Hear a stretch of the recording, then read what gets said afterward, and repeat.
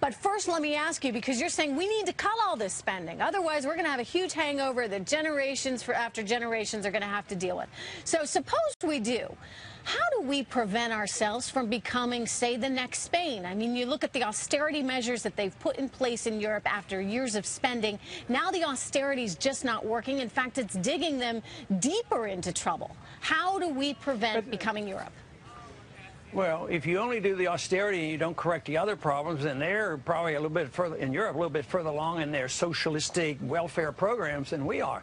So just cutting the spending, if you didn't deal with the tax code and the regulatory code and the Federal Reserve, it's going to be difficult. So it is a major, major task. This is why I want to see something in place and something competing with the Federal Reserve, because one day it'll come when the dollar will be deserted. There's no reason in the world for the world to cling to dollars and use the dollar. Already, the other nations are talking about another reserve currency, and there's a lot of talk that the countries that got in the most trouble in the Middle East are the ones who didn't want to use dollars anymore, and they're talking about even selling and buying gold. Now that we put sanctions on Iran, they're talking about buying and selling oil in gold. So one of these days that's going to happen, and there'll be a rush out of the dollar, interest rates will go up, and this thing will end.